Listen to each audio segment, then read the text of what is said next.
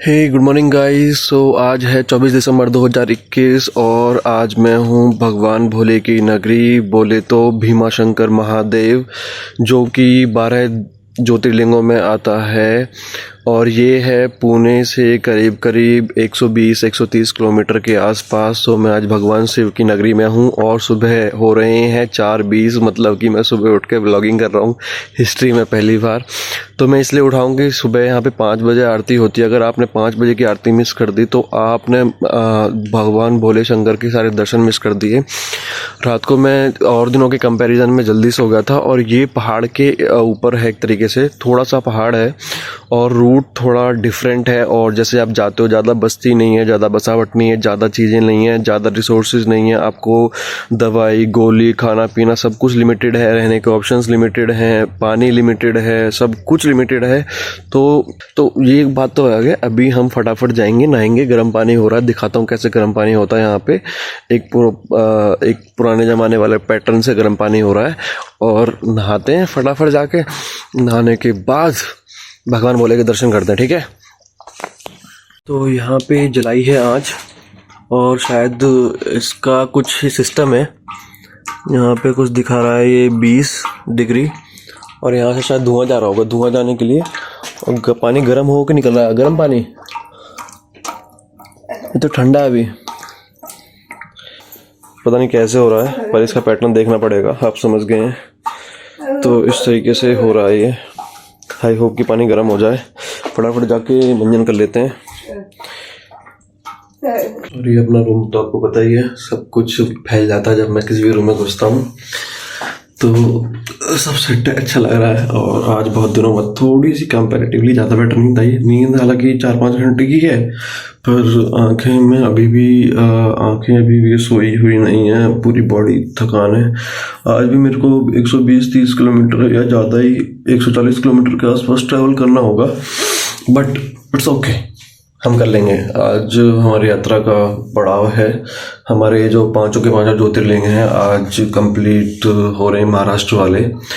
तो फटाफट जाते हैं क्योंकि अभी टाइम फटाफट बीत रहा है। तो अब हमको जल्दी करनी पड़ेगी, ठीक है।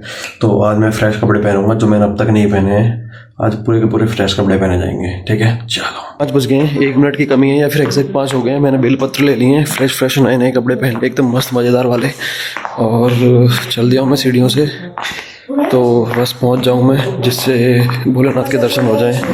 क्योंकि भोलेनाथ के दर्शन सुबह 5 बजे से 5:30 बजे के बीच में ही होते हैं। और अगर मैं सही टाइम पे पहुँच गया तो आरती अटेंड हो जाएगी और भोलेनाथ के मस्त वाले दर्शन भी हो जाएंगे। बस भोलेनाथ पहुँचा दो सही टाइम पे, फटाफट। ये अपना सामान है। सुबह बेलपत्र भोलेनाथ पे चढ़ाने की कोशिश करेंगे, ठीक है। चलो आप सभी की तरफ से, हमारे तरफ से भोलेनाथ को बेलपत्र अर्पित करते हैं। जय भोले भीमाशंकर ज्योतिर्लिंग के दर्शन हो गए हैं, बहुत अच्छे दर्शन हुए हैं। पूरी स्टोरी में डिटेल में बताऊंगा। अब मुझे पता लगा है कि यहाँ पे एक ट्रैकिंग स्पॉट भी है। मैं जा रहा हूँ, यहाँ पे एक गुप्त भीमाशंकर है तो वहाँ पे जाऊँगा। और मैंने यहीं के लोकल गाइड को कर लिया है, तो मुझे ये जो बंदे हैं ये लेके जाएंगे। भैया कितनी दूर होगा यहाँ से?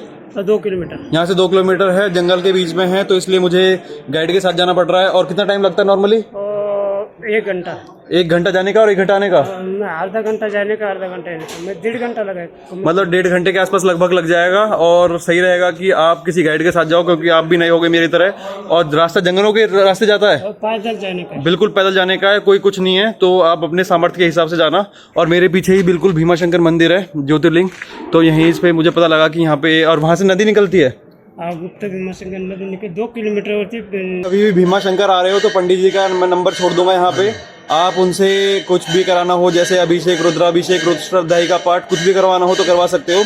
और आपको गाइड वगैरह चाहिए तो पंडित जी आपको अवेलेबल करा देंगे। यहीं के लोकल हैं, मंदिर के टेंपल में गर्भगृह के अंदर पूजा करवाते हैं। पंडित जी अपना नाम? अंकुश महाराज। और नंबर भी बता दो आप। 7821 986462। ओके, तो मैं नंबर लास्ट में छोड़ दूंगा, आप पढ़ लेना उसको। और कोई भी दिक्कत हो तो पंडित जी यहाँ के मतलब मेन पुजारी हैं, तो आप उनसे मिल लेना। तो इन्हीं के मार्फत ही मैं जा रहा हूँ। चलो अब चलते हैं आगे, ट्रैक पे बढ़ते हैं। तो हमारा ट्रैक स्टार्ट हो गया लगभग, और यहीं से मंदिर के जस्ट पीछे से निकल के हम जा रहे हैं। तो देखते हैं कि ये ट्रैक कितना डिफिकल्ट होने वाला है। जितना डिफ़िकल्ट होगा उतना ही अच्छा है। तो एक्चुअली मैं हुआ क्या कि अभी अंधेरा हो रहा है, अभी सुबह के हो रहे हैं 6:28 हो रहे हैं। तो अभी अंधेरा हो रहा है, थोड़ा सा जैसे उजाला होता है वैसे ही ट्रैक स्टार्ट कर देंगे। तो उससे पहले कुछ भी नहीं, मतलब 5 बजे नहाने के बाद अभी कुछ भी नहीं खाया है, तो एक चाय और बिस्किट खाएंगे और उसके बाद फिर आगे चलेंगे। आ गई है एक चाय और ये मॉर्निंग में ट्रैक करने से पहले की कहानी है। अंधेरा ही है, सही से उजाला आया नहीं है, पर हमने ट्रैक अपना स्टार्ट कर दिया है। और जो ये भाई हैं हमारे, ये यहाँ पे मंदिर की रखवाली करते हैं रात को। और नाश्ता हो चुका है, देखो सनराइज हो रहा है एकदम मस्त वाला। लेकिन हमको जाना है, पहाड़ से उतरना है। एक्चुअली में हम पहाड़ पे हैं और यहाँ पे रात को ठंड पड़ती है। मैंने 2 कंबल ओढ़े थे मोटे वाले, जब जाके थोड़ी बहुत ठंड रुकी। हमको पहाड़ से उतरना है और पहाड़ से उतरने के बाद ये जो आपको दिख रहा है ना, ये चांद नहीं है एक्चुअली में, ये स्ट्रीट लाइट है। मैं भी सोच रहा था ये मेरी वीडियो में कहाँ से चांद आ गया है, मून आ गया, लेकिन ये स्ट्रीट लाइट है। तो मैं ये बोल रहा था कि रात को यहाँ पे बहुत खतरनाक वाली ठंड लगती है और आपको प्रॉपर लेना पड़ेगा, मतलब कंबल वगैरह जहाँ पे भी आप रुक रहे हो। और उसके बाद सुबह में आ गया, मस्त दर्शन हो गए, दर्शन मज़ेदार हुए। चलो दर्शन की कहानी बता देता हूँ। दर्शन में क्या है कि यहाँ पे जो 2 तरीके के लोग हैं, एक होते हैं जो मेन गर्भगृह के अंदर जहाँ पे शिवलिंग विराजित होते हैं, भगवान शिव जी विराजित हैं, वहाँ पे पूजा करते हैं, उनको बोलते हैं गुरु पुजारी।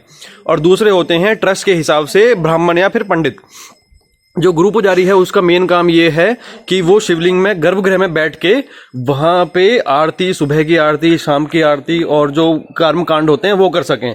जो पुजारी हैं वो ट्रस्ट है, जैसे ये मंदिर जो भीमाशंकर मंदिर है ये ट्रस्ट के अंदर आता है।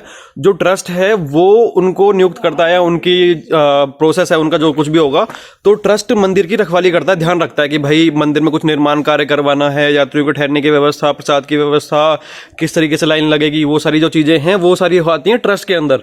तो ट्रस्ट वो सारी चीजें हैंडल करता है। जो गुरु पुजारी होते हैं वो एक परंपरा है, जैसे मान लो कि मैं गुरु पुजारी हूँ, मेरे जो बच्चे होंगे वो भी अधिकारी होंगे कि क्योंकि उन्होंने मेरे वंश में, मेरे खानदान में जन्म लिया, तो वो भी अधिकारी होंगे कि मंदिर में जाके वो पूजा करवा सकें। चलो मैं आगे की स्टोरी आपको आगे बताता हूँ कि कैसे होता है। अभी के लिए ट्रैक स्टार्ट हो गया है। तो ये हमारे साथ चल रहे हैं, इनकी उम्र है लगभग 50 साल की और 50 साल में भी काफ़ी फिट हैं चलने के लिए, ट्रैक के लिए। तो अच्छा होगा कि गाइड लेके जाओ, कोई भी जा सकता है। वैसे देखो, गाइड ले जाना ना ले जाना वो आपकी मर्जी होती है, पर सेफ़र साइड के लिए आप गाइड ले जाओ। इन केस कुछ भी होता है तो मैं ये कह रहा हूँ कि सेफ़र साइड के लिए आप गाइड ले जाओ। जैसे कि मैंने कहा कि ये मैंने 5 के 5 ज्योतिर्लिंग जो महाराष्ट्र वाले हैं, मेंशन करना जरूरी है, महाराष्ट्र वाले, उनको मैंने अकेले किया है। इन केस कुछ भी होता है तो कुछ पता नहीं होती है, वैसे तो सब भगवान भरोसे होता है, क्या होगा रोड पे क्या होगा। मैंने बाइक रेंट पे ले ली थी और लगभग 1200, 1300, 1400 किलोमीटर कुछ बाइक चल चुकी है।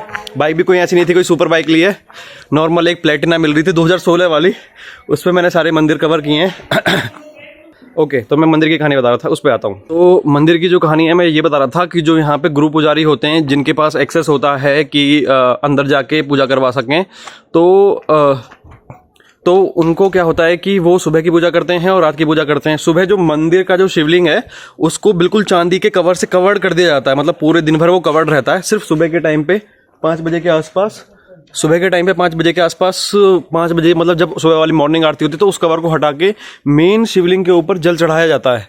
जल चढ़ाया जाता है, जो भी उनका श्रृंगार होता है पूरा एक तरीके से। श्रृंगार मतलब जो लोग समझते नहीं है, श्रृंगार का मतलब होता है कि अच्छे से नहलाना धुलाना, जैसे दूध से, जल से, शहद से, घी से, शक्कर से, और उसके बाद फिर उसको पोंछना, फिर उनको फिर तिलक विलक लगाना, माला चढ़ाना, एकदम तरीके से, तो उसको श्रृंगार बोलते हैं। तो सभी भगवानों का, सभी देवी देवताओं का श्रृंगार होता है। श्रृंगार मतलब जैसे हम आम लोग बात करते हैं, नहाते हैं, वैसे ही श्रृंगार होता है।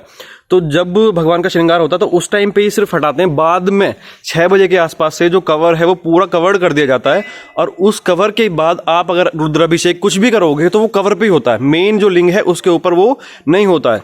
तो मैं अंदर गया, मैंने देखा कि बहुत सारे लोग हैं लोटा ले लेके दे रहे हैं। तो वहाँ पे क्या था कि अंदर ही एक बंदा था। चलो आगे बताता हूँ थोड़ा सा। अभी हमारी ट्रैक स्टार्ट हो गई है, थोड़ी थोड़ी हम रुक के जा रहे हैं। अंधेरा हो रहा है, वहाँ से सूरज शायद निकलने वाला होगा, लेकिन अभी हम चल रहे हैं अंधेरे में। ये बता रहे हैं कि यहाँ पे कहीं पे बिल्कुल जो टॉप है वहाँ पे हनुमान जी का मंदिर है, और ये जो आप झंडे वगैरह देख रहे हो ये सब यहाँ पे छोटे छोटे मंदिर हैं। वो नागफनी का कड़ा दिखा है ऊपर, नागफनी का कुछ कड़ा बता रहे हैं, ये कहीं पे नागफनी का कड़ा वगैरह भी है। तो आप समझ ही चुके होंगे कि क्या क्या चीज़ है यहाँ पे। चलो चलते हैं आगे।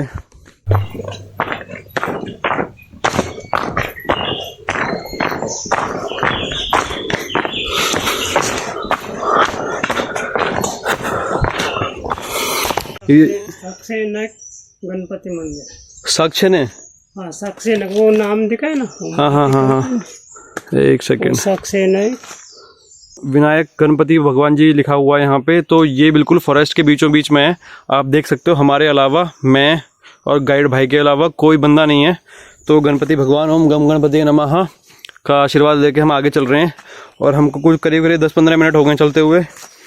अभी यहाँ पे बहुत अच्छी आवाज़ आ रही है पेड़ों की, और जो पेड़ों में पक्षियाँ होते हैं उन सब की आवाज़ आ रही है। और ऐसा मनोरम दृश्य आपको कभी बहुत कम मिलता है।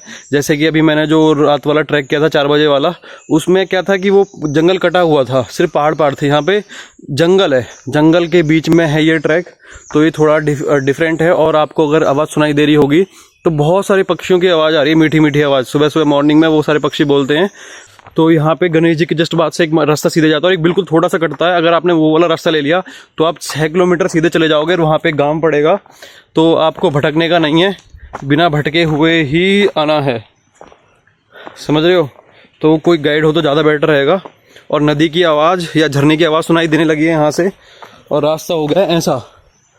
तो ये बता रहे हैं कि ये जो पानी निकल रहा है, ये भगवान जहाँ से हमारे हैं ना, वहीं से निकलता है ये कहीं से, और गुप्त रास्ते से यहाँ तक पहुँचता है।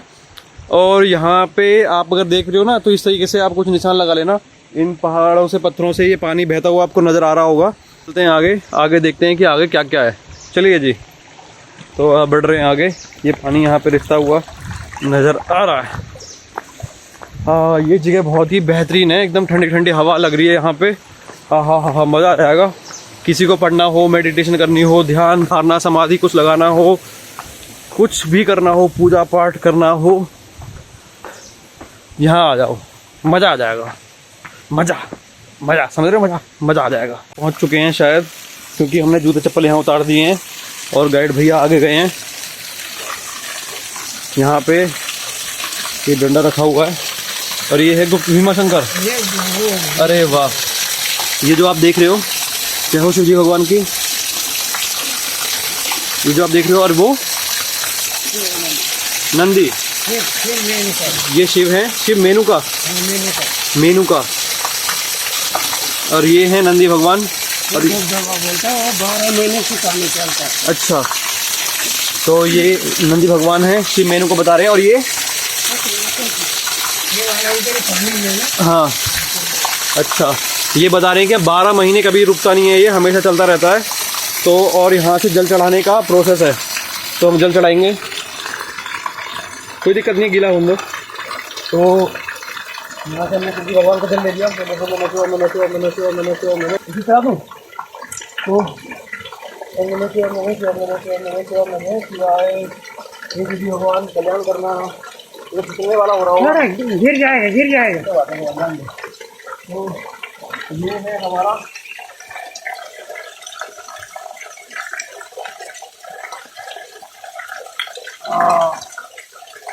तो भाई,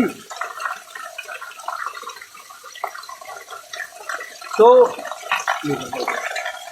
यहाँ पे नंदी भगवान, शिवजी भगवान जो कि है गुप्त भीमा शंकर, इनका दर्शन कर लिया है मैंने। अगर आप भी भीमा शंकर आ रहे हो तो मुश्किल से 10-15 मिनट का ट्रैक है, ज़्यादा से ज़्यादा आप आके दर्शन कर लेना, अच्छा रहेगा आपके लिए भी।